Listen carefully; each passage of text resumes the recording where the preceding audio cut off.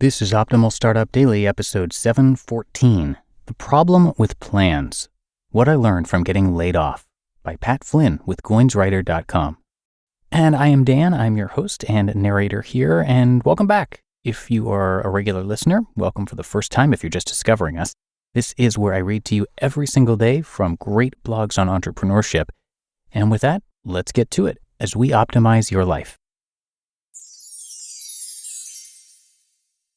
The Problem with Plans, What I Learned from Getting Laid Off, by Pat Flynn with GoinsWriter.com.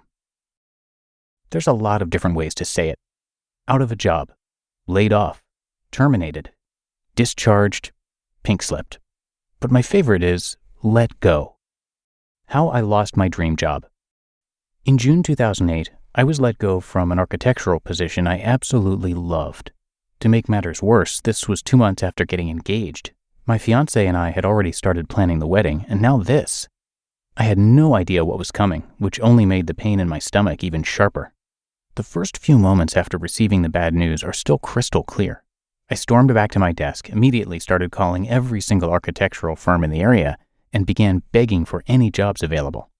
I didn't care that people in the cubicles around me could hear what I was saying. I wasn't going to see them for much longer anyway. I remember being so desperate that I was willing to cut my salary in half and take any entry-level position I could. But there was nothing. The recession had taken its toll on the entire industry, and there was no way I was getting back in anytime soon. Architecture was my life, and at that point, my life didn't feel like it was going anywhere anymore. I felt like a failure. For days, all I did was sit around completely depressed. And therein lies the danger with having a plan. Learning to let go. It's good to have a plan. Plans guide us. Plans give us something to shoot for. But the moment you feel like you're a failure because things didn't go according to plan, that's when you've really failed. As Jason Fried says in Rework, quote, "Writing a plan makes you feel in control of things you can't actually control," end quote. Plans are important to have, but they are dangerous to stick to. There are certain things you cannot control that will affect your plans. And although those planned events are often scary, sometimes they are the most beautiful, interesting, and exciting things to happen. If you're worried about sticking to the plan, you'll never give amazing things a chance to happen. My failed attempt at a public speaking career. For example, if you ever plan on public speaking, don't do what I did. Before delivering a speech, I would script and memorize the whole thing. I did this partly because I was scared of forgetting something, and partly because this is what I thought it meant to be prepared. That's 30 to 45 minutes of a presentation completely written out on 25 pages that I would memorize word for word. When I shared this with a speaking coach, he said, "Pat, not only is this a complete waste of your time, but when you script your entire speech, you don't allow for those amazing, off-the-cuff, conversational type stories to happen, which are more engaging with your audience. If you know the material, trust yourself to be able to support yourself and make your point. You shouldn't have to script the whole thing." And ever since following his advice, my presentations have gotten much better, and I've had way more time to work on my slides. And the same holds true for any opportunity in life. Sticking too closely to the plan robs you of the chance to see those amazing, unexpected stories unfold. Exchanging the old path for a new one. Back in 2008, after some much-needed support from my fiancé and family, I decided to let go of the path I was on. Even though I had invested a lot of time and energy into becoming an architect, it was time to move on, time to step into a new opportunity, something even more amazing than what had been my dream job. Realizing that losing my job was not within my control, I had to trust and work harder than ever to succeed on this new path, the path I was now going to have to create. It was an exhilarating feeling to make that decision, but it was also hard and scary. At the time, it felt like I was risking everything, giving up what I'd worked so hard for, but I'm glad I did it. It turns out that losing my job was a blessing in disguise. Another way to look at it. The traditional metaphor for careers is a ladder. In order to get higher up, you have to climb the corporate ladder.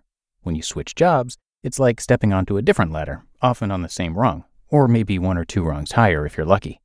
But when you're going through a major job change, how you look at the situation can help determine what happens next. If you compare losing your job, as I did, to getting thrown off the ladder, then there's only one way to go: down. Gravity will pull you downward until you either hit the ground and go splat, or desperately grab hold of something to save you. This was me after getting laid off, falling down, arms flailing, grasping for salvation. But what if instead of being thrown off, we looked at unexpected change differently? What if it was more like letting go? Here's the truth. You are in control of how you react to the curveballs life throws at you. You can choose where to place your foot before letting go, or whether you grab onto something else at all. As you fall, you decide how to land and what to do next. Sure, we don't always get to choose when change happens, but we never lose complete control, because we always have a choice. We get to choose who we are during those difficult times. Sometimes you just need to have a little bit of trust. The plan is there to guide you, but you are there to take whatever happens along the way and make the most of it. The best and worst things that happen in life are usually what goes unplanned.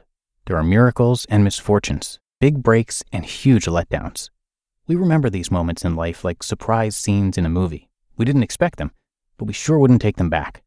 How we react and live life after those moments, all of what happens in between, is what shapes who we become. You just listened to the post titled, "The Problem with Plans, What I Learned from Getting Laid Off," by Pat Flynn with GoinsWriter.com. And thank you to Pat and also to Jeff Goins for letting us share posts from his site. Jeff is a super popular writer and the best-selling author of 5 books, including The Art of Work and Real Artists Don't Starve.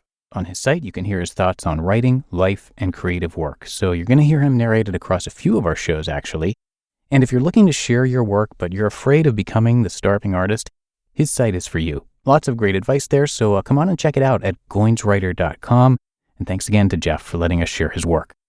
But that should do it for today. I thank you so much for being here with me, and I'll be back with you tomorrow, where your optimal life awaits.